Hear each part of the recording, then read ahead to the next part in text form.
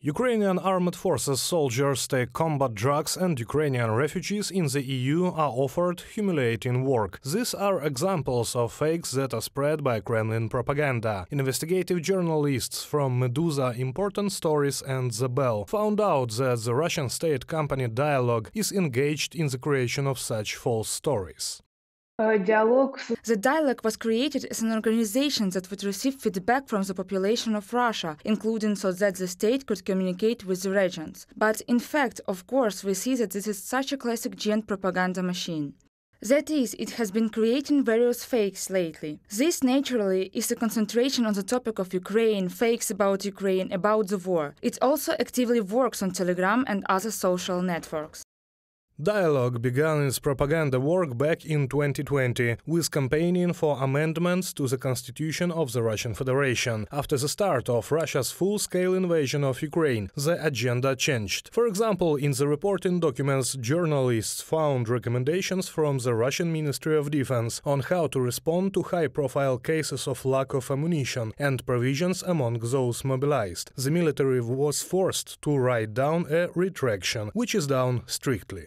They complain that we have nothing. This is all untrue. We have all. I want to convey my deep gratitude to all those who helped my unit.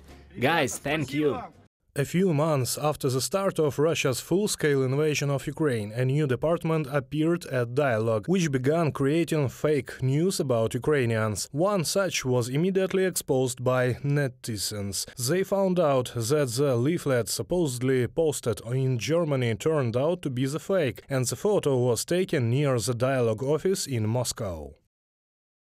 When the war began, it became clear that Ukraine was winning very powerfully in the information space and is still winning, and we had to constantly come up with something. We came up with fakes, stop logging in, we needed something else. The format stopped working, and the channels began to take on fakes less often. An anonymous employee of the Dialog company in a comment for Meduza.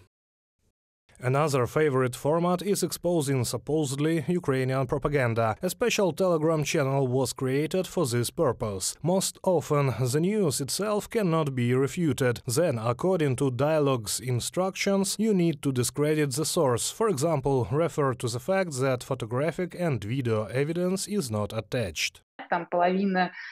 Half of what they expose there is complete nonsense, and those fakes that they themselves create are also very easy to expose. But nevertheless, this is done by a very large group of employees. This is several dozen people for sure. For some reason, well, maybe they really aren't trying, maybe it's just, well, impossible in general to come up with effective propaganda for the nonsense that's going on. But one way or another, the funding is huge.